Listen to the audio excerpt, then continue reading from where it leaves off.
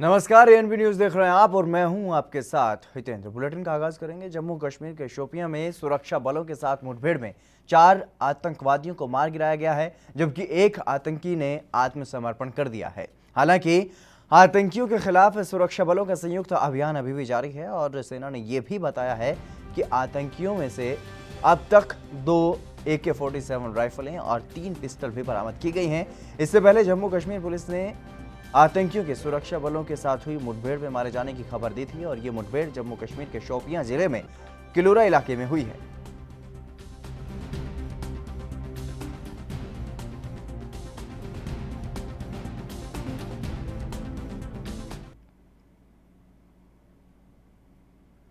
नीति आयोग ने छत्तीसगढ़ राज्य की एक बार फिर से सराहना की है और प्रदेश के नक्सल प्रभावित और आदिवासी बहुल आकांक्षी जिला नारायणपुर के नेटवर्क विहीन क्षेत्रों में जिला प्रशासन और गांव के शिक्षित युवक युवतियों की सामुदायिक सहायता से संचालित पढ़ई तुहर द्वार योजना की सराहना की गई है और सामुदायिक भवन और घर में कोरोना के निर्देशों का पालन करते हुए बच्चों को शिक्षा दी जा रही है। नीति आयोग ने नारायणपुर में राज्य शासन की पढ़ई तुहर द्वार योजना के अंतर्गत कोरोना काल में बच्चों तक शिक्षा पहुंचाने की प्रशंसा की है और इसे अपने आधिकारिक ट्विटर हैंडल से ट्वीट भी किया गया है। राज्य के सीएम भूपेश बघेल की पहल से ऑनलाइन शिक्षा व्यवस्था के रूप में महत्वाकांक्षी योजना का क्रियान्वयन किया जा रहा है और इस व्यवस्था से राज्य में करीब 22 लाख छात्र छात्राएं और करीब 2 लाख शिक्षक अध्ययन अध्यापन से जुड़े।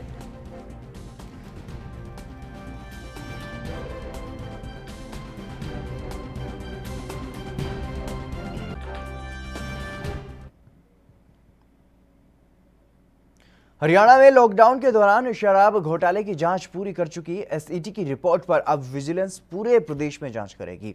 वहीं गृह मंत्री अनिल विज और डिप्टी सीएम दुष्यंत चौटाला के बीच लॉकडाउन के दौरान अनाधिकृत तरीके से बेची गई शराब मामले पर चली आ रही रार के बीच अब मुख्यमंत्री मनोहर लाल खट्टर ने रिपोर्ट पर कार्रवाई के लिए अनिल विज की ओर से की गई सभी सिफारिशों को मंजूर कर लिया है, जिसके बाद अब एक IPS और एक IAS अधिकारी से भी एक्सप्लेनेशन नकल की गई है और वहीं इस पूरे मुद्दे में पहली बार विज दुष्यंत के साथ खड़े हुए नजर आए।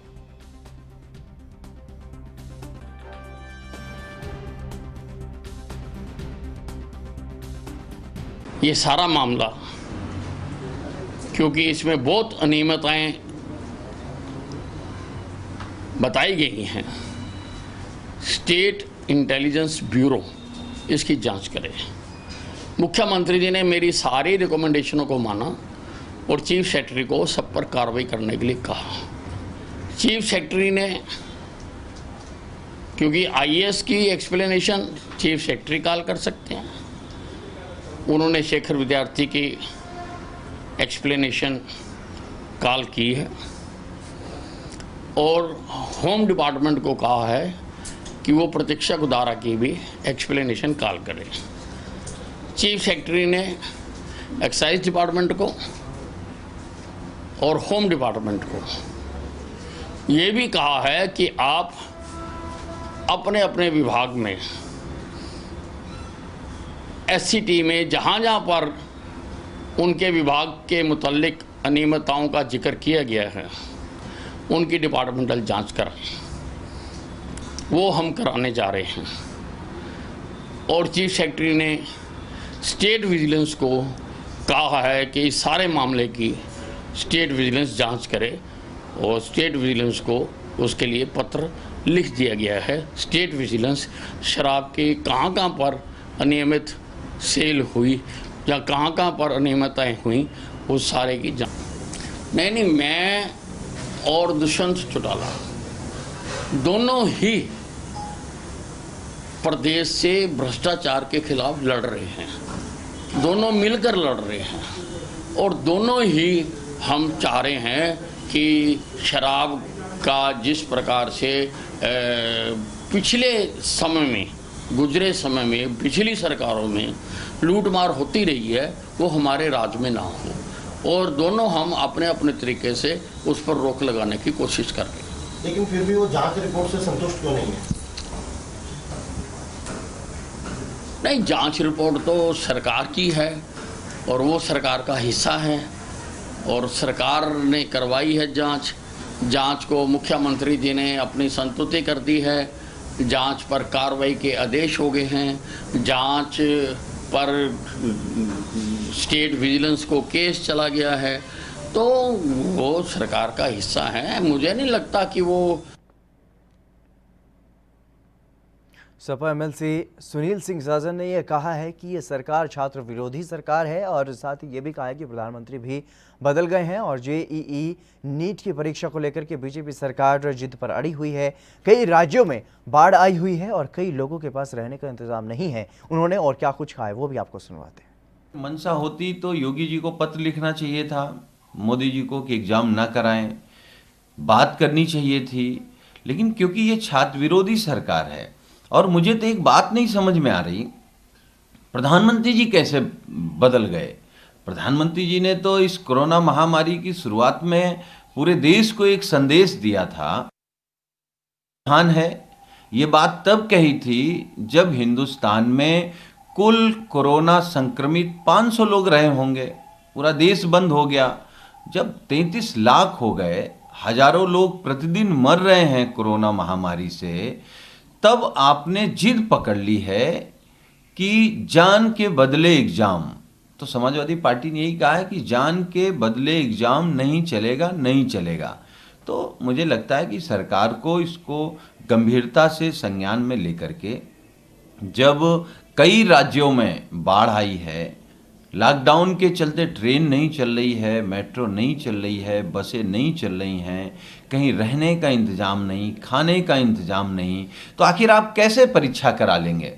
और समाजवादी पार्टी के राष्ट्रीय अध्यक्ष जी ने जो खुला पत्र लिखा उसमें तो लिखा है, ठीक है, भारतीय जनता पार्टी की सरकार को अगर लगता है कि नहीं एग्जाम करा लेने में ही उनका ईगो शांत होगा, तो भाजपा सरकार है वो छात्र नौजवानों के लिए वही इंतजाम कर दे जो जब विधायक खरीदते हैं तो कितनी अच्छी जगह रुकवाते हैं, उनको खिलाते हैं, उनको रहने का इंतजाम, उनको बस का इंतजाम करते हैं। दिल्ली बीजेपी पिछले कई दिनों से अन्ना हजारे के बहाने दिल्ली के मुख्यमंत्री अरविंद केजरीवाल पर निशाना साधने में लगी हुई है। हाल ही में दिल्ली बीजेपी के अध्यक्ष आदेश गुप्ता ने अन्ना हजारे को एक चिट्ठी भी लिखी है जिसमें सीएम केजरीवाल के खिलाफ आंदोलन करने का अनुरोध किया गया है, जिसके बाद अब अन्ना हजारे ने आदेश गुप्ता की चिट्ठी का जवाब दिया है और बीजेपी पर ही निशाना साधा है। आदेश गुप्ता को लिखे गए पत्र में अन्ना हजारे ने कहा है कि आपकी बीजेपी पिछले 6 साल से ज़्यादा वक्त से देश में सत्ता संभाल रही है और आपकी पार्टी में बड़ी संख्या में युवक होते हुए भी और विश्व में सबसे ज़्यादा पार्टी के सदस्य होने का दावा करने वाली पार्टी के नेता मंदिर में 10 बाय 12 फीट के कमरे में रहने वाले 83 साल के अन्ना हजारे जैसे फकीर आदमी को, जिसके पास धन दौलत और सत्ता नहीं है, ऐसे आदमी को दिल्ली में आंदोलन करने के लिए बुला रहे हैं। इससे ज़्यादा दुर्भाग्यपूर्ण बात और क्या हो सकती है।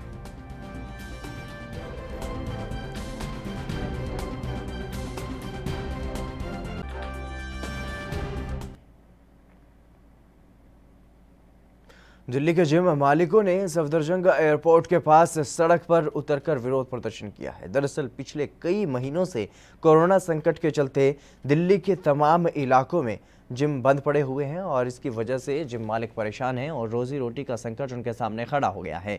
इसी को लेकर के अब जिम संचालकों ने हाथों में तख्तियां लेकर दिल्ली सरकार और दिल्ली के एलजी के खिलाफ प्रदर्शन किया है और साथ ही अपील करते हुए ये कहा है कि या तो जिम खोले जाएं या फिर हमें फांसी दे दी जाए। पटरी से नीचे उतरो, सारे रोड पे जब खुल गया पूरे हिंदुस्तान का जिम व्यवसाय, तो कैसे जिम से बीमारियां ठीक होती हैं, डिप्रेशन कम होता है, उसके बावजूद जिम पे क्यों पाबंदी लगाई गई? तालाबंदी जिम पे क्यों है? भाई बंद करने हैं तो वो चीजें बंद करो जिससे सेहत खराब होती है, जिससे सेहत अच्छी होती है, वो भी बंद कर रखे आप लोगों ने। भाई बच्चे हमारे भी हैं, माँ हमारे भी हैं, हम क्यों सफर करें? अगर आप सफर करवाना है तो उनको लोगों करवाओ जो नशा बेचते हैं। हम सारा लोगों की सेहत ठीक करते हैं, तो हमें क्यों आप लोगों ने बंद कर रखा है? मैं आज बोलना चाहता हूँ केजरीवाल जी से, केजरीवाल जी आपने पार्क में जिम लगवाए, अरे जिम लगवाए कैसे लगवाए थे? सेहत ठीक करने के लिए। तो जिम में हम कर क्या रहे हैं? हम लोगों की सेहत ठीक कर रहे हैं। क्यों? बिल्कुल केजरीवाल ने बड़ा दिया है धोखा दिल्ली वालों को। ऐसा क्यों कर रहे हैं आप लोग? क्यों आप हम सपोर्ट नहीं कर रहे? भाई कितने लोग इकट्ठे हुए हैं सर, 5 महीने हो गए, 5 महीने से 1 रुपया नहीं कमाया किसी ने। सबके घर में माँ बहन बच्चे हैं, क्यों नहीं? बस सब बोलो, केजरीवाल केजरीवाल केजरीवाल।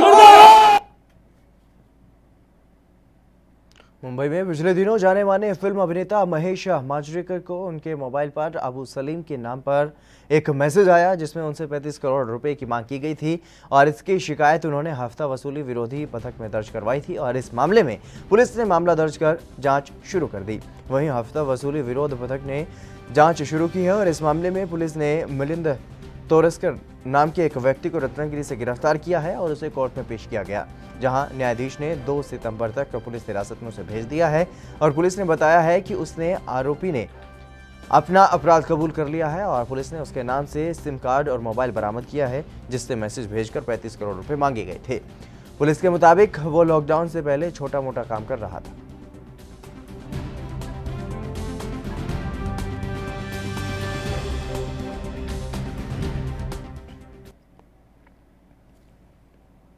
पंजाब में कांग्रेस विधायक कुलबीर जीरा विधानसभा के संक्षिप्त मानसून सत्र में हिस्सा लेने के बाद कोरोना वायरस से संक्रमित पाए गए हैं। शुक्रवार को वो कुछ समय के लिए विधानसभा में थे और सुतराना सीट से विधायक निर्मल सिंह की कोविड-19 जांच रिपोर्ट 3 दिन पहले ही आई थी और उसमें उनके संक्रमित होने की पुष्टि नहीं हुई थी और अब रिपोर्ट में संक्रमण की पुष्टि हुई है। विधानसभा अध्यक्ष राणा केपी सिंह ने बताया है कि निर्मल सिंह ने 25 अगस्त को जांच कराई थी और उसमें संक्रमण की पुष्टि नहीं हुई। इस जांच रिपोर्ट के आधार पर वो सदन में आए और अध्यक्ष ने यह बताया है कि लेकिन आज उन्हें बुखार महसूस हुआ और उन्होंने बताया कि इसके बाद विधायक ने जांच करवाई और वो संक्रमित पाए गए।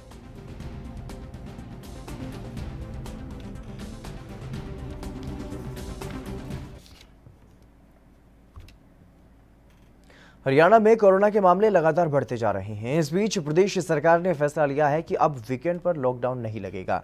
खट्टर सरकार ने फैसला लिया है कि अब सोमवार और मंगलवार को प्रदेश में दुकानें बंद रहेंगी और सरकार ने शहरी क्षेत्रों के लिए ये आदेश जारी किए हैं और अब शनिवार और रविवार को दुकानें और शॉपिंग मॉल खोले जाएंगे और ये आदेश सिर्फ शहरी क्षेत्र के इलाकों के लिए लागू होंगे। और बता दें कि हरियाणा सरकार ने राज्य में कोरोना के बढ़ते मामलों के मद्देनजर 22 अगस्त को एक बड़ा कदम उठाया था। पंजाब की तरह हरियाणा में भी वीकेंड पर लॉकडाउन लागू करने का सरकार ने फैसला लिया था। इसके तहत राज्य में शनिवार और रविवार को दुकानें और कार्यालय बंद रहने थे, लेकिन सरकार ने अब इस फैसले में बदलाव कर दिया है।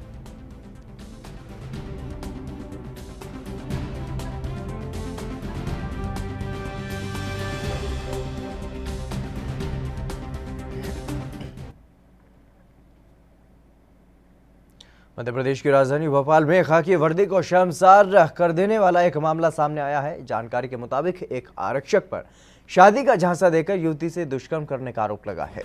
पीड़िता ने महिला थाने में आरोपी के खिलाफ दुष्कर्म का मामला दर्ज करवाया है और वहीं इस संबंध में भोपाल डीआईजी ने यह कहा है कि पीड़िता के बयान पर आरोपी पर दुष्कर्म का मामला दर्ज कर लिया गया है और आरोपी की जल्द ही गिरफ्तारी कर ली जाएगी।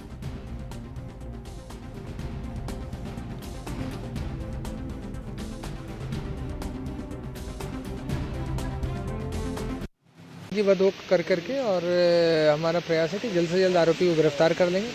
और जहाँ तक कि अन्य महिला संबंधित मामलों का प्रश्न होता है, हम बहुत तत्परता के साथ उसमें प्रकरण। लखनऊ में मुख्तार अंसारी और उसके 2 बेटों के खिलाफ हजरतगंज कोतवाली में एफआईआर दर्ज की गई है। दरअसल लेखपाल जिया मऊ सुरजन लाल की तरफ से एफआईआर रखी गई है और डालीबाग स्थित निष्क्रांत संपत्ति पर हेराफेरी कर कब्जा करने का आरोप लगाया गया है। दस्तावेजों की जांच के बाद कब्जा की गई जमीन निष्क्रांत संपत्ति में दर्ज हुई है और बता दें कि 3 जमीनों के खतौनी गायब कर निष्क्रांत संपत्ति पर मुख्तार अंसारी और लड़कों ने कब्जा किया था।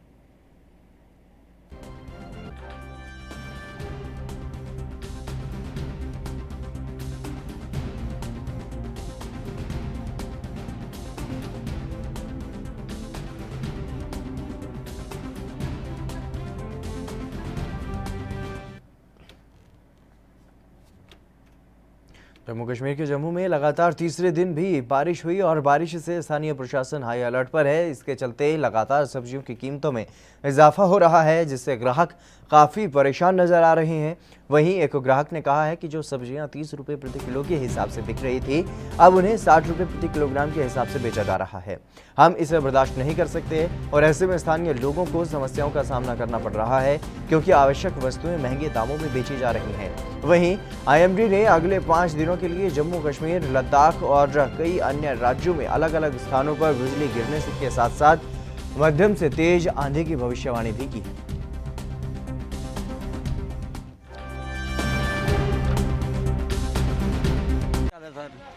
बहुत ज़्यादा। अभी आप मार्केट में आ रहे हैं, कितनी दिक्कतों का सामना करना पड़ रहा है? हम तो सर बहुत ज़्यादा परेशानी है इस वजह से। अच्छा, जम्मू में देखा जाए तभी नदी भी उफान पे है। उफान पे है, सभी किसी का काम धंधा भी कोई नहीं है। जो सब्जी वाला है, रेडी फड़ी वाला, बहुत ज़्यादा परेशान है। महंगाई कितनी हो सकती है? बहुत ज़्यादा हो गई है sir.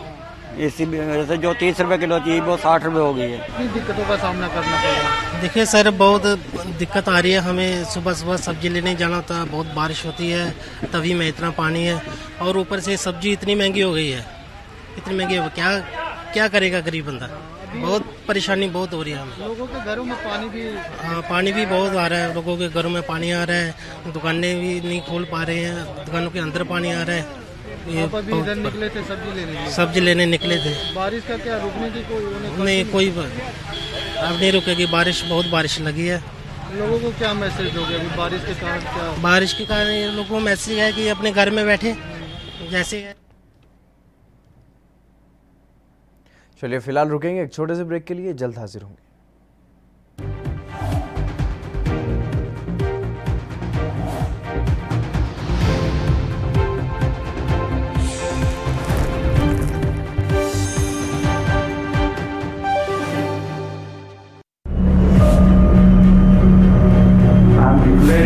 Public health emergency of international concern over the global outbreak of novel coronavirus. Bharat की कोरोना वायरस से जंग। आपको चाहिए पूरी जानकारी के लिए भरोसेमंद जरिया।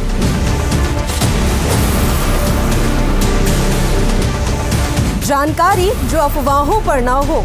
24 घंटे 7 दिन लगातार, सिर्फ ANB न्यूज पर।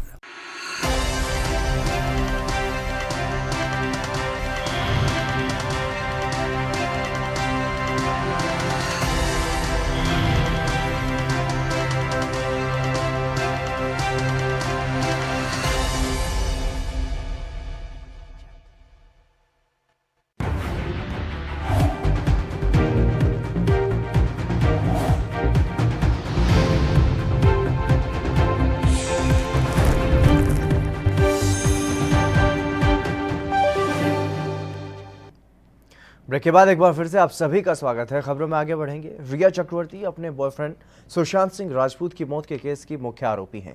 सुशांत के पिता ने रिया को उनके बेटे की हत्यारी भी बता दिया है और रिया को सुशांत केस को लेकर के सोशल मीडिया पर जबरदस्त तरीके से ट्रोल किया जा रहा है। रिया ने खुद पर लगे आरोपों को बेबुनियाद बताया है और वहीं एक्ट्रेस और उनका परिवार मीडिया ट्रायल से परेशान है। इस बात का अंदाजा उसी बात से लगाया जा सकता है जब उनका गुस्सा आज सुबह तब देखा गया जब रिया CBI पूछताछ के लिए DRDO गेस्ट हाउस जा रही थी।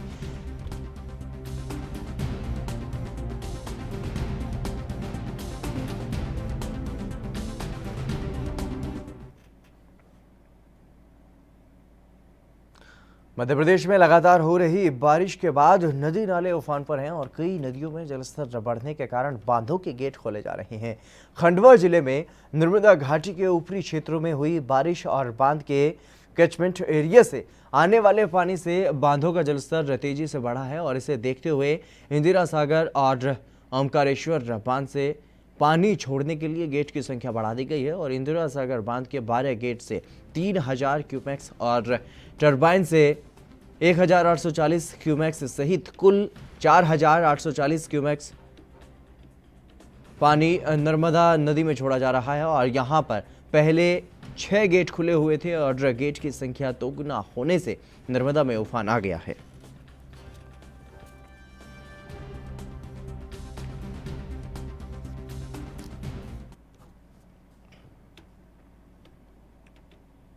कोरोना काल में नीट और जेईई की परीक्षा कराए जाने को लेकर के देश भर के छात्र विरोध प्रदर्शन कर रहे हैं, जिस पर राजनीति भी तेज हो गई है।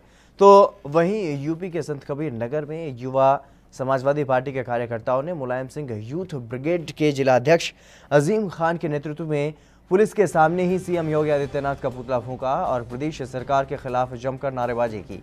बता दें कि यह विरोध प्रदर्शन पुलिस चौकी के पास ही किया गया।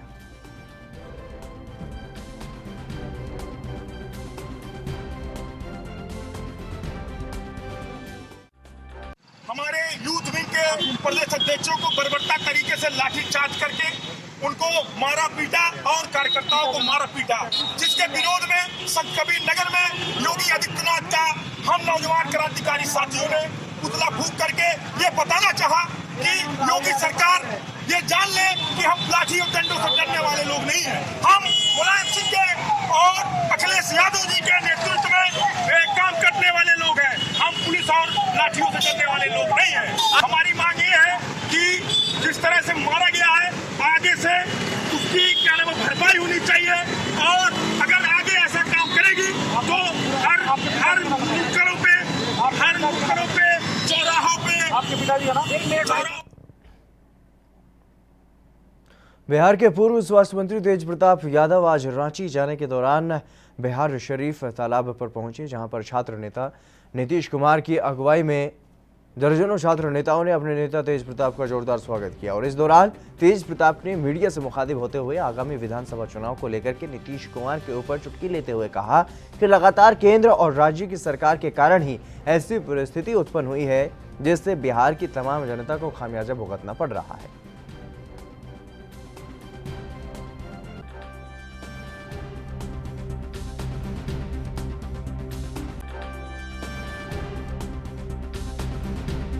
और लगातार जो सरकार है, जो केंद्र सरकार है, अब बिहार सरकार है, डबल इंजन की दोनों की जो सरकार है, ऐसे सिचुएशन में बिहार की तमाम जनता को खामियां भुगतना पड़ रहा है। और जिस तरीके से कोरोना और बाढ़ में जिस तरीके से लोगों का घर, किसानों का खेत जिस तरीके से डूबा है और बर्बाद हुआ है, ऐसे सिचुएशन में सरकार जो है पूरे तरीके से चुप है। कोई जनता को देखने वाला नहीं है। जनता पूरे तरीके से बौखलाया हुआ है, पूरे तरीके से बेहाल है जनता। और ये नीतीश कुमार जी जो है इनकी चुप्पी नहीं थी कर रहा, चुप है। कौन सी ऐसी गोली नीतीश कुमार जी ने खा दी है कि इनका नींद ही नहीं खुल रहा है कि जनता को जाकर के देखें कि जनता हमारा किस। भारतीय अंतरिक्ष अनुसंधान केंद्र यानी कि इसरो अगले साल चंद्रयान 3 की लॉन्चिंग करेगा और इस मिशन में लैंडर और रोवर जाएंगे। चांद के चारों तरफ घूम रहे चंद्रयान 2 के ऑर्बिटर के साथ लैंडर रोवर का संपर्क बनाया जाएगा। चांद के गड्ढों पर चंद्रयान 3 के लैंडर रोवर अच्छे से उतरकर काम कर सकें, इसके लिए बेंगलुरु से 215 किलोमीटर दूर छल्लाकेरे के पास उलार्थी कवालू में नकली चांद के गड्ढे तैयार किए जाएंगे। और सूत्रों के मुताबिक छल्लाकेरा इलाके में चांद के गड्ढे बनाने के लिए टेंडर जारी कर दिया गया है।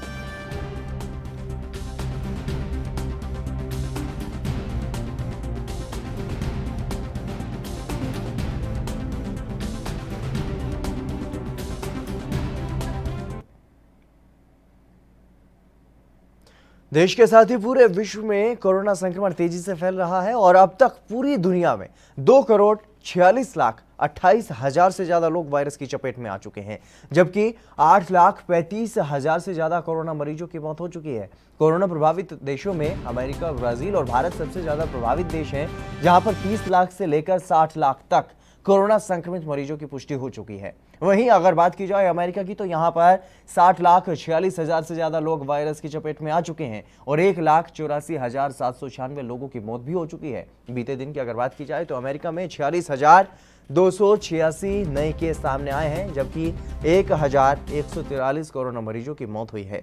बता दें कि इस समय अमेरिका में 25,13,000 से ज्यादा एक्टिव केस हैं और 33,47,000 से ज्यादा मरीज ठीक भी हो चुके हैं।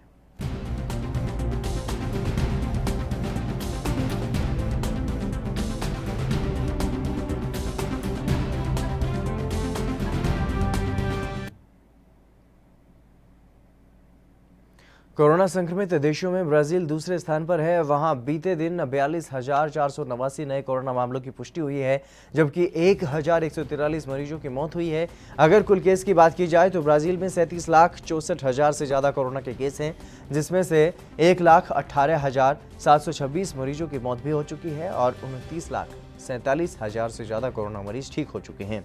ब्राजील में इस समय 6,98,000 से ज्यादा कोरोना के एक्टिव केस हैं।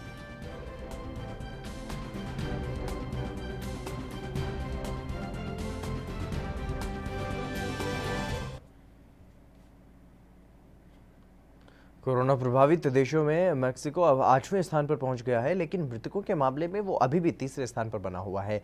बता दें कि मेक्सिको में आज सुबह तक 62,594 कोरोना मरीजों की मौत हो चुकी थी और सुबह तक 6,000 से ज़्यादा नए केस और 518 और कोरोना मरीजों की मौत हो चुकी थी।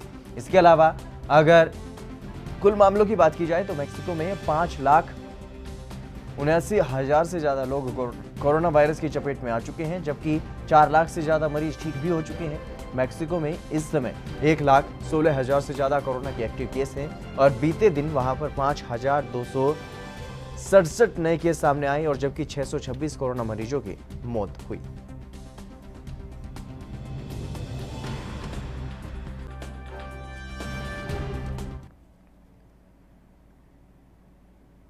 रिपब्लिकन पार्टी के राष्ट्रीय सम्मेलन में राष्ट्रपति पद की उम्मीदवारी स्वीकार करने के बाद अमेरिकी राष्ट्रपति डोनाल्ड ट्रंप ने विपक्षी जो बिडेन पर चीन को लेकर के जोरदार हमला बोला है। ट्रंप ने कहा है कि अगर बिडेन राष्ट्रपति बनते हैं तो चीन हमारे देश पर कब्जा कर लेगा, लेकिन अमेरिका की जनता ने उन्हें दोबारा चुना तो वो कोरोना संकट के लिए बीजिंग को जवाबदेह ठहराएंगे। और ट्रंप ने कहा है कि जो बिडेन का एजेंडा मेड इन चाइना है और मेरा एजेंडा मेड इन अमेरिका है।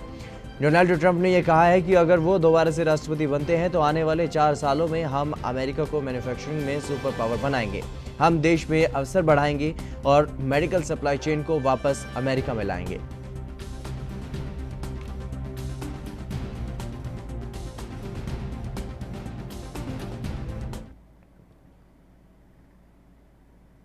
विदेशी कोषों की लगातार आवक के चलते आज शुक्रवार को लगातार 6वें कारोबारी दिन शेयर बाजार बढ़त पर बंद हुआ है और बॉम्बे स्टॉक एक्सचेंज का प्रमुख इंडेक्स सेंसेक्स 0.90% की बढ़त के साथ 353.84 अंक के ऊपर 39,467.31 के स्तर पर बंद हुआ। वहीं नेशनल स्टॉक एक्सचेंज का निफ्टी 0.83% के ऊपर 96 अंकों की बढ़त के साथ 11,655.25 के स्तर पर बंद हुआ।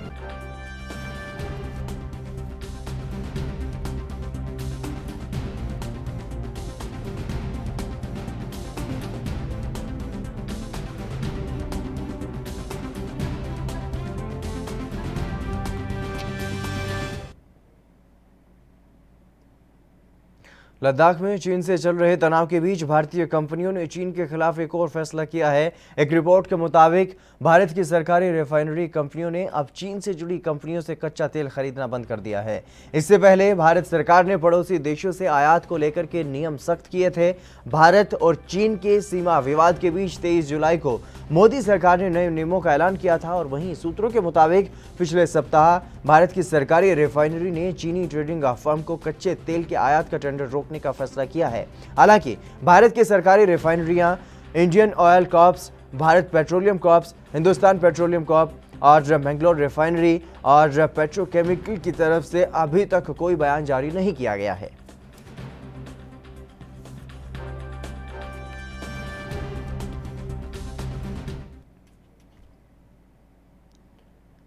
स्वास्थ्य संस्थानों में संचालित 102 एम्बुलेंस के कर्मियों की अनिश्चितकालीन हड़ताल गुरुवार को दूसरे दिन भी जारी रही। जिलाधिकारी के सामने समक्ष वार्ता के उपरांत भी एम्बुलेंस कर्मियों ने हड़ताल नहीं तोड़ी और इसके बाद एजेंसी की ओर से कर्मियों के विरुद्ध एम्बुलेंस सेवा बाधित करने और वाहनों को बंधक बनाने की प्राथमिकी के लिए नगर थाना में आवेदन दिया गया। पुलिस अधीक्षक ने उनके आदेश पर सदर अस्पताल में धरने पर बैठे 4 कर्मियों को नगर थाना पुलिस ने तत्काल हिरासत में भी ले लिया और साथ ही अन्य कर्मियों से कार्य करने की भी अपील की गई। एम्बुलेंस कर्मियों के काम पर नहीं लौटने की वजह से अन्य जिलों में चालक और ईएमटी बुलाकर कार्य शुरू करने की प्रक्रिया तेज कर दी गई है। एम्बुलेंस कर्मी वेतन सहित अन्य मांगों को लेकर हड़ताल पर थे और नगर थाना पर मौजूद सदर अनुमंडल पदाधिकारी ने यह बताया है कि हड़ताली कर्मियों ने अपना आंदोलन वापस ले लिया है। हिरासत में लिए गए 4 कर्मियों को भी मुक्त कर दिया जाएगा।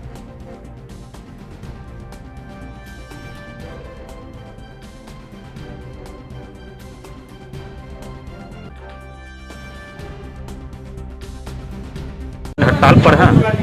हम लोग की मांग है कि सर्वाधिक नियम के तहत जो नियम लागू किया गया था उन्हें लागू किया जाए और क्वारंटीन कोरोना के टाइम में जो हम लोगों ने अपना परिवार का बिना परवाह किए हुए जो सेवा दिए हैं उसमें अल्पाहार भोजन की व्यवस्था नहीं हम लोग को की गई वो किया जाए और हम लोग को जो श्रम अधिनियम जो बार बार दे रहा है लेटर उसके मुताबिक कंपनी नहीं कर रही है और बार बार शोषण कर रही है। हम लोगों ने इसकी मांग जब की है डीएम साहब के पास गए हैं तो डीएम साहब कहे हैं हड़ताल तोड़ दो नहीं तो आप लोग पे कानूनी कार्रवाई करवाएंगे। लोग भी हमारी मांगों को नहीं सुन रहे हैं, कोई भी अधिकारी नहीं सुन रहे, मजबूरन आके हम लोग को ये हड़ताल करना पड़ रहा है। आगे की क्या तैयारी है? अगर हम लोग की मांग नहीं पूरी गई तो पूरे जिला लेवल पर हम लोग हड़ताल करेंगे, स्टेट लेवल पर, और नहीं उससे भी हुई तो हम लोग। पिछले 2 दिनों से सीमावर्ती गुजरात के गांवों में दहशत फैला रहा पैंथर राजस्थान के जालौर की सीमा में पहुंच गया और सीमावर्ती वॉन्क से होते हुए वो पैंथर दांतिया सरहद में पहुंचा और जहां पर 2 किसानों पर उसने हमला कर दिया।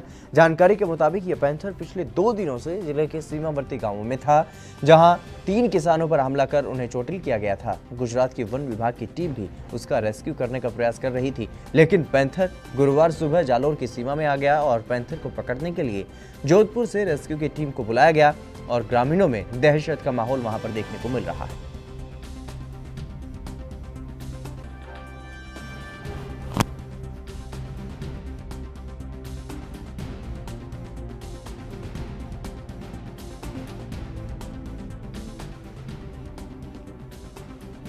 तो जिस तरीके से पैंथर सीमावर्ती इलाकों में घुसा हुआ है वहां पर रेस्क्यू की टीम भी बुलाई गई है, लेकिन वन विभाग की टीम को कामयाबी नहीं मिली है, पैंथर को पकड़ा नहीं गया है।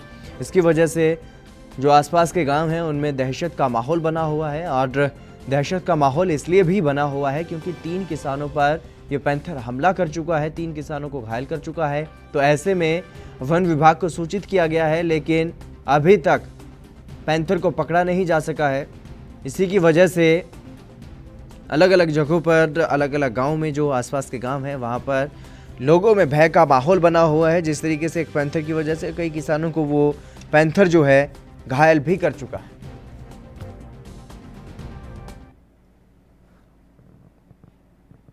मध्य प्रदेश के इंदौर में मुख्यमंत्री शिवराज सिंह चौहान ने सुपर स्पेशलिटी अस्पताल का उद्घाटन किया है और इसे राज्य के लोगों को समर्पित किया है। 237 करोड़ रुपए के अधिक की लागत से निर्मित 500 बेड वाला यह अस्पताल आधुनिक चिकित्सा सुविधाओं से लैस है और जानकारी के मुताबिक इंदौर के ढक्कन वाला कुआं के पास बने इस सुपर स्पेशलिटी अस्पताल में सभी जरूरी सुविधाएं मौजूद हैं।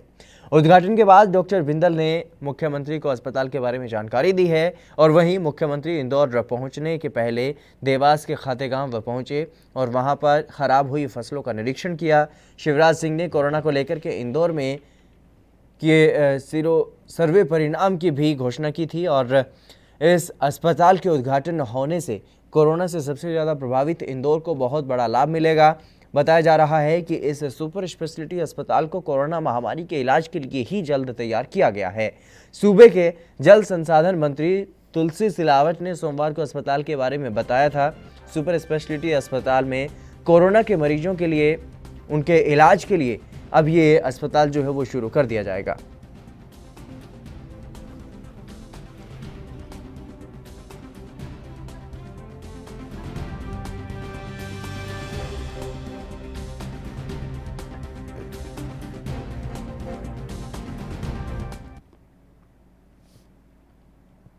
पंजाब के अमृतसर में भारी बारिश के चलते घर की छत गिर गई और छत से मलबे में दबकर 3 लोगों की मौत हो गई। वहीं 4 लोग घायल भी बताए जा रहे हैं। सूचना मिलते ही स्थानीय स्तर पर पुलिस और फायर ब्रिगेड की फोर्स वहां पर पहुंची और राहत बचाव का काम जो है वो शुरू कर दिया गया। सहायक एएसआई प्रभजीत सिंह ने यह बताया है कि बारिश के कारण छत ढह गई और पुलिस अभी किसी को अंदर जाने की अनुमति नहीं दे रही है।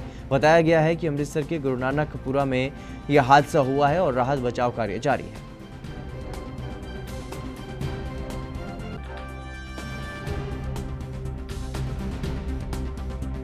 पार्लियामेंट रोड ਤੇ ਆ ਤੇ ਮਕਾਨ ਹੀ ਇਹ 'ਚ 9 ਮੈਂਬਰ ਰਹਿ ਰਹੇ ਸੀ।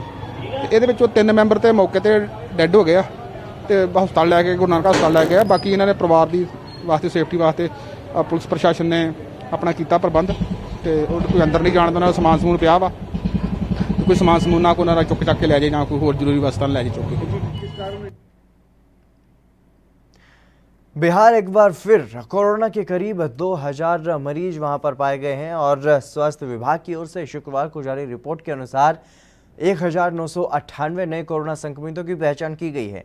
इसके साथ ही राज्य में कोरोना संक्रमितों की संख्या बढ़कर 1,30,884 तक पहुंच गई है। 2 शहरों में 100 से ज़्यादा संक्रमित मरीजों की पहचान की गई है, जिनमें राजधानी पटना में 299 और भागलपुर में 121 नए कोविड संक्रमित पाए गए हैं। बता दें कि विगत 24 घंटे में कुल 1,05,766 लोगों की जांच की गई और बिहार में कोरोना संक्रमितों का जो रिकवरी दर है वो 85.94 है और वर्तमान में कोरोना के सक्रिय मरीजों की संख्या 17,728 है। वहीं अब तक कुल 1,12,445 मरीज ठीक हो चुके हैं, जबकि 674 लोगों की कोरोना की चपेट में आने की वजह से जान भी चली गई है।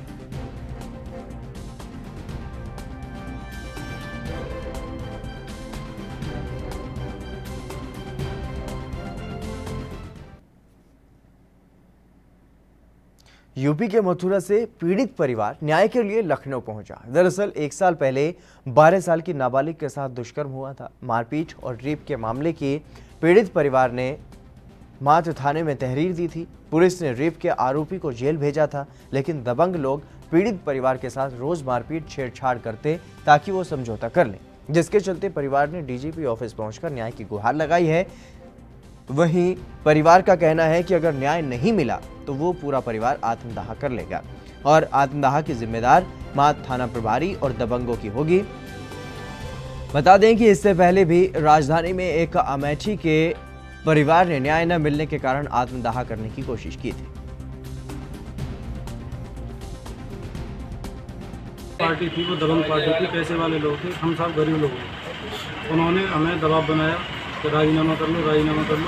उसके बाद हमने जब मना कर दिया तो वो हमारे घर पे चलाए तो दर्जनों लोगों के हाथ पैर टूट दिए उन्होंने। सब जब हम FIR लिखाने मार्च थाने गए अपने तो सब थाने में हमने हमारी 10 दिन तक कोई FIR नहीं लिखी और हमें फटकार के भगा दिया जाता था। उसके बाद सर वो गाँव में जाते हैं पुलिस वाले और उल्टा सीधा बोलते हैं उन्होंने पैसा ले लिया सर। उन्होंने हमारी मेडिकल रिपोर्ट का दावा करा दिया साहब और सब जब मेडिकल रिपोर्ट हम लेने जाते हैं वहाँ पर तो बोल देते हैं यहाँ कोई मेडिकल नहीं हुआ आपका। बीते दिनों पानीपत के इसराना ब्लॉक के गांव बांध में हुए वाकये से जहां पूरे क्षेत्र में सनसनी फैल गई, तो वहीं अब इस मामले ने एक बार फिर से तूल पकड़ लिया है। अब गांव के सरपंच गुलाब सिंह का कहना है कि उन्हें भी जान से मारने की धमकी दी गई है, जिसे लेकर के अब एक बार फिर से गांव में भय का माहौल बना हुआ है और इस मामले को लेकर के सरपंच दर्जनों ग्रामीणों के साथ SP मनीषा चौधरी के पास पहुंचे और सुरक्षा की मांग की गई। बता दें कि बीती 14 अगस्त को बांध गाँव में दोनों ओर से फायरिंग हुई थी, जिसमें 2 लोगों की मौत हो गई थी। तब से गांव में दहशत का माहौल बना हुआ है।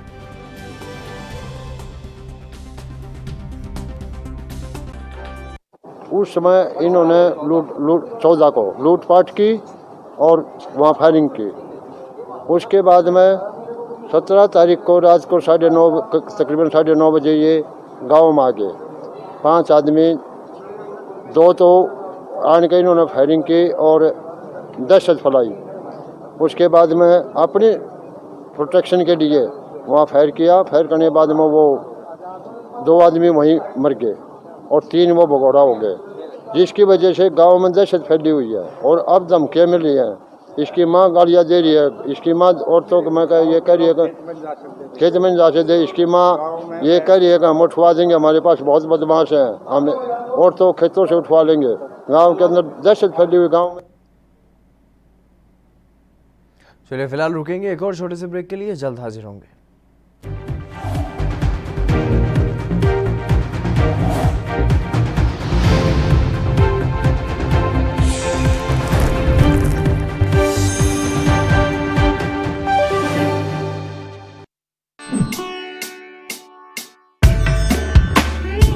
बौद्ध मठ की उत्पत्ति और उत्तर वैदिक काल, कुषाण साम्राज्य और मुस्लिम शासकों का शासनकाल,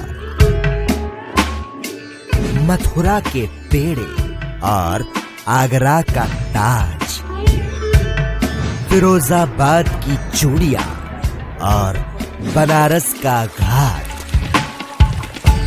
इलाहाबाद का संगम और बरेली का बाजार, मुरादाबाद पीतल की नगरी और नवाबी नगरी लखनऊ का कसीदाकार,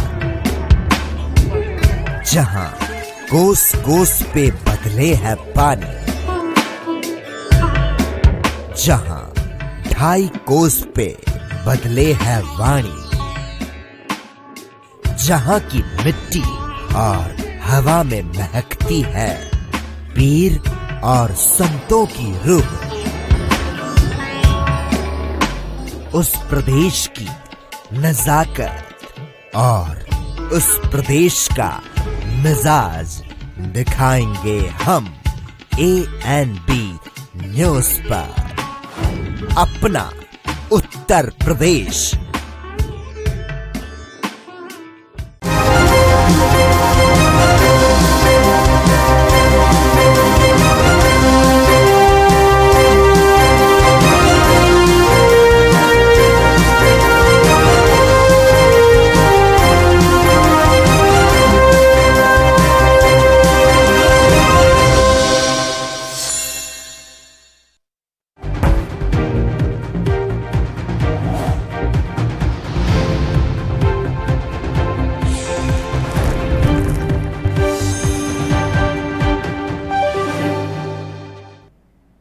ब्रेक के बाद एक बार फिर से आप सभी का स्वागत है। खबरों में आगे बढ़ेंगे। मध्य प्रदेश के शहडोल में डबल मर्डर का मामला सामने आया है, जहां पर हरदी गांव में डबल मर्डर हुआ है, जिसकी सूचना मिलने के बाद पुलिस मौके पर पहुंची और जानकारी के मुताबिक डबल मर्डर केस की सूचना मिलते ही सुहागपुर पुलिस मौके पर पहुंची है और वहीं संवेदनशील पुलिस अधीक्षक सत्येंद्र शुक्ला भी मौके पर पहुंचे और आरोपियों को तलाशा जा रहा है। पुलिस अधीक्षक के निर्देश पर चारों तरफ के थानों को निर्देश दे दिए गए हैं और वहीं पुलिस अधीक्षक ने यह कहा है कि मामले में जल्द ही हत्या का खुलासा किया जाएगा।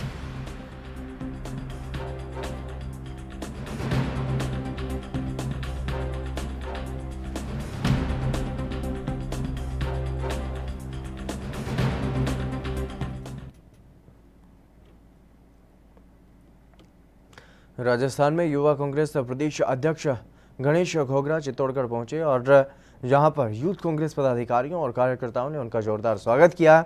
इस मौके पर उन्होंने पत्रकारों से बातचीत में कहा कि राज्य में सीएम अशोक गहलोत की सरकार ने कोरोना काल में जनहित कार्य किए हैं। उन्होंने पीएम मोदी पर निशाना साधते हुए कहा कि चुनाव के समय किए गए वादों पर मोदी सरकार खरा नहीं उतरी, युवाओं के साथ छलावा किया गया है।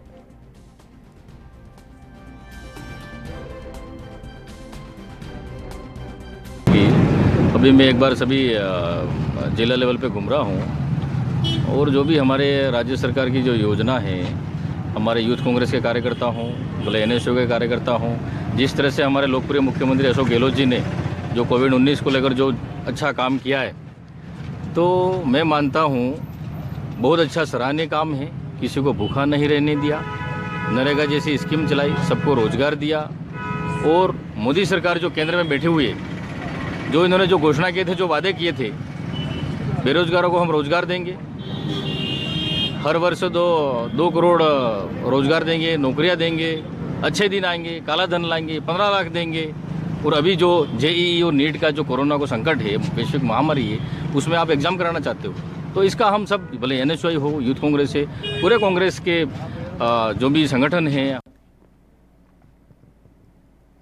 चंदौली में मोहरगंज चौकी के पास गैस सिलेंडर की गाड़ी ड्राइवर से हुई लूट का पुलिस ने खुलासा कर दिया है। और दरअसल पुलिस के अनुसार अपराधी अपने 3 साथियों के साथ मिलकर के गैस सिलेंडर की गाड़ी ड्राइवर को रोककर उसके साथ लूट की गई थी और पुलिस उसकी तलाश में जुटी हुई थी। और मुखबिर की सूचना पर पुलिस ने जाल बिछाते हुए चेकिंग करना शुरू किया और एक आरोपी को पुलिस ने पकड़ लिया है।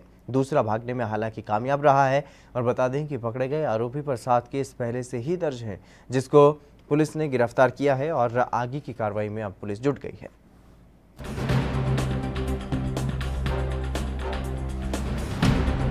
मुकदमे दर्ज हैं और इनको गिरफ्तार किया गया है। और जब पूछताछ की गई तो लूट की घटना का खुलासा हुआ। उसमें इस अभियुक्त के पास से, विपिन सिंह के पास से 7400 रुपये बरामद किए गए हैं और उनके पास 315 रुपये का एक तमंचा बरामद हुआ है। और इनके विरुद्ध जो है मुकदमा 392 का, जिसमें इनको कार्रवाई करके जेल भेजा जा रहा है। और आगे जो भी अभियुक्त और देश में इन दिनों जहां कोरोना का कहर देखने को मिल रहा है, वहीं विपक्ष भी सरकार को इस बात पर घेरने में जुटा हुआ है कि सरकार अपनी हट को त्याग कर उन बच्चों के लिए कोई विकल्प निकाले जो फाइनल ईयर के स्टूडेंट हैं या फिर जिन्होंने जेईई और नीट की परीक्षा देकर अपनी पढ़ाई को आगे बढ़ाना है। इसी कड़ी में हरियाणा के करनाल में एनएसयूआई और कांग्रेस ने मिलकर जिला सचिवालय के बाहर प्रदर्शन किया और सरकार के खिलाफ जमकर नारेबाजी की गई। वहीं कांग्रेस और एनएसयूआई के नेताओं की ओर से ये साफ किया गया है कि वो परीक्षा लेने के खिलाफ नहीं है, वो बस इस बात के खिलाफ हैं कि परीक्षा के समय में बदलाव होना चाहिए।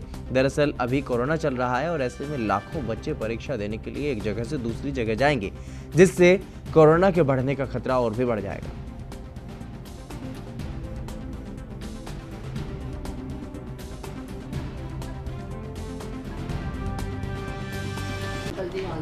ये माननीय सर्वोच्च न्यायालय ने फैसला दिया है कि एग्ज़ाम होने चाहिए। हमारी ये संस्कृति रही है कि हम न्यायालय के निर्णयों का सम्मान करते हैं, लेकिन जहाँ सर्वोच्च न्यायालय ने निर्देश दिए हैं वहाँ हमारा सरकार से ये कहना है कि जिस प्रकार से विधानसभा के सत्र या पार्लियामेंट के सत्र के लिए जो प्रिकॉशंस ली गई, उसी प्रकार की प्रिकॉशंस इन एग्ज़ाम्स के लिए ली जाए, ताकि लाखों छात्रों का भविष्य और उनकी सेहत का सवाल है। और मैं मानता हूं कि सुप्रीम कोर्ट ने ज़रूर इस प्रकार के निर्देश दिए होंगे।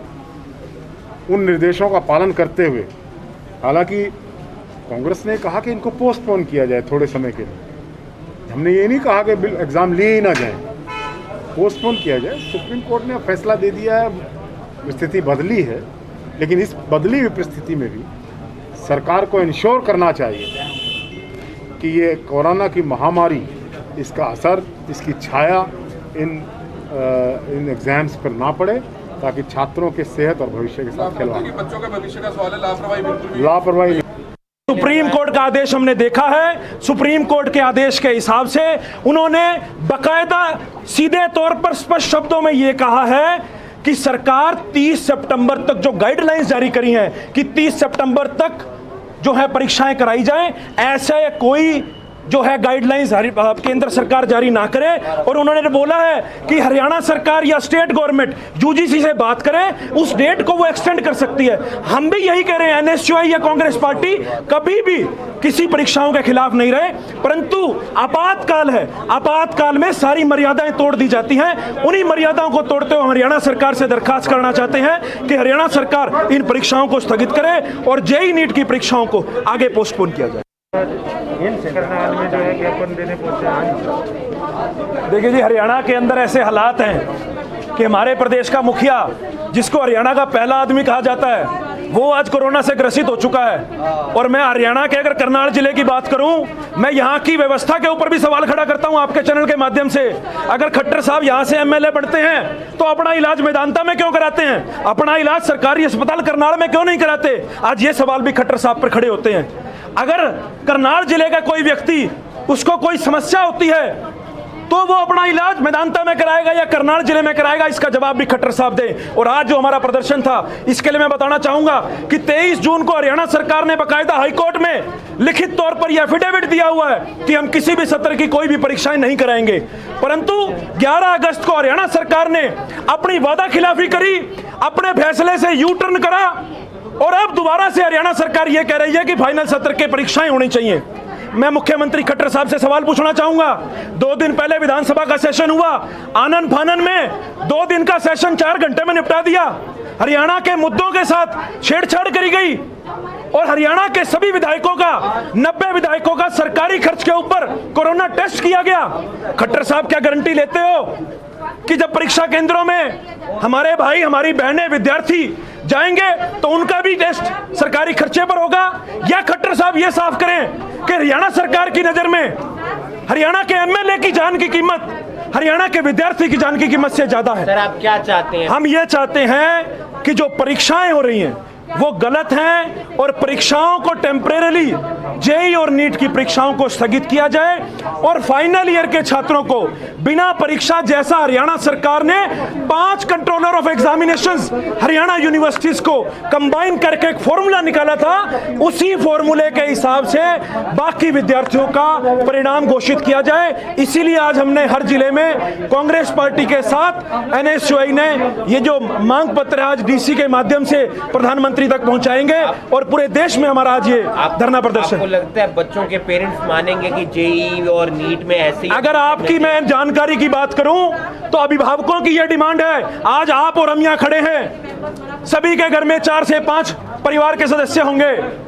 मैं ये समझता हूं कि किसी भी अभिभावक को अगर अपने बच्चे को बाहर बाजार में सामान भी भेजने के लिए अगर उसको भेजना पड़ता है लेने के लिए, तो उसे चिंता होती है, क्योंकि हालात ऐसे हैं। मैं बार बार ये कह रहा हूं, हमारे प्रदेश के 9% एमएलए कोरोना से ग्रसित हो चुके हैं। अगर मैं अंदाजा लगाऊं 2.5 करोड़ के हिसाब से 9% आबादी का, तो 20 से 25 लाख लोग ऐसा हो सकता है, ईश्वर ना करे, कि उन्हें भी कोरोना हो। आज हरियाणा प्रदेश में अगर मैं टेस्टिंग की बात करूं, अगर आप सरकारी आंकड़े चेक करो, ये टेस्टिंग रिपोर्ट सिर्फ सभी की नहीं हो रही है और आज कोरोना एसिम्प्टोमेटिक है। इसके बारे में भी हरियाणा सरकार को विचार करना चाहिए। विधानसभा अध्यक्ष और मुख्यमंत्री, जिनके पास पूरे प्रदेश की सबसे बढ़िया जो है। मध्य प्रदेश के सिंगरौली में लड़की की हत्या के मामले का पुलिस ने खुलासा कर दिया है। मामला 22 अगस्त का है। जानकारी के मुताबिक उसकी नाबालिग बेटी जंगल में मवेशी चराने के लिए गई थी, जिसके बाद वो घर लौटकर नहीं आई और परिजनों ने इसकी शिकायत पुलिस को दे दी है। और पुलिस ने कार्रवाई करते हुए गढ़हरे के जंगल में एक कुएं में लड़की का शव बरामद किया है और कड़ी मशक्कत के बाद आरोपी को पुलिस ने गिरफ्तार कर लिया है और कोर्ट में पेश किया गया। हालांकि आरोपी ने हत्या का जुर्म कबूल कर लिया है। क्या है मामला? दिनांक 22/8/20 को ग्राम आमडी गोभा निवासी नाबालिग किशोरी अपने घर से जंगल में मवेशी लेने गई थी, जो कि अचानक गायब हो गई थी, जिसका शव दिनांक 24/8/20 को वहीं जंगल में कुएनुमा जगह में मिला था, जिसके संबंध में मर्ग पंजीबद्ध किया गया और मर्ग और अपराध की जांच के दौरान यह पाया गया कि ये प्रकरण मारपीट कर हत्या करने का प्रकरण है, जिस पर प्रकरण में धारा 302, 201 भाग भी बढ़ाई गई और अनुसंधान किया गया। अनुसंधान के आधार पर आरोपी हीरा सिंह गोंड निवासी ग्राम गोभा को पकड़ा गया और उससे पूछताछ पर उसके द्वारा उसकी झोपड़ी तोड़े जाने के बाद लड़की द्वारा सामान फेंकने और मना करने पर नहीं मानने पर उस बात को लेकर उसकी हत्या करना और शव को साक्ष्य छुपाने की नीयत से कुएनुमा गड्ढे में डाल देना। यूपी के गाजियाबाद के अकबरपुर बहरामपुर गांव में एक महिला ने आत्महत्या कर ली है और बता दें कि महिला ने आत्महत्या करने से पहले वीडियो बनाया है, जिसमें मृतक महिला ने परिजनों पर उत्पीड़न का आरोप लगाया है। वीडियो में स्पष्ट बोल रही है मृतिका कि मेरी सास, पति और परिवार के सभी लोग बेरहमी से मुझे पीटते हैं, मुझे कमरे में बंद रखते हैं। परिजनों पर लगाए अत्याचारों के आरोप का खंडन किया है परिजनों ने, और वहीं पुलिस ने शव को कब्जे में लेकर पोस्टमार्टम के लिए भेज दिया।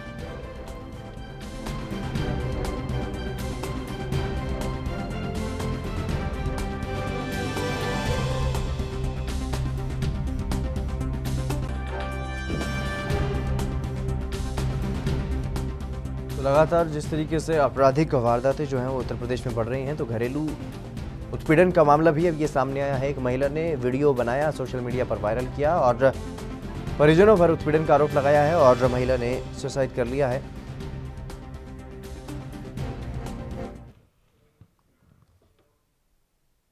चलिए फिलहाल मेरे साथ खबरों में बस इतना ही। दीजिए इजाजत, नमस्कार।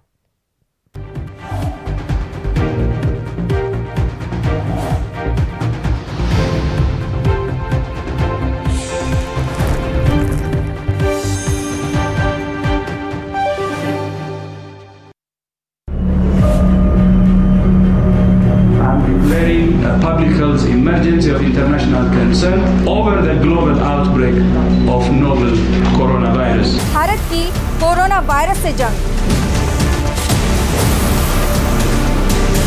आपको चाहिए पूरी जानकारी के लिए भरोसेमंद जरिया।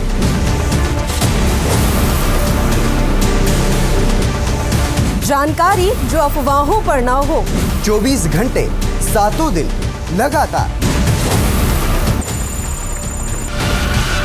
सिर्फ ANB न्यूज़ पर।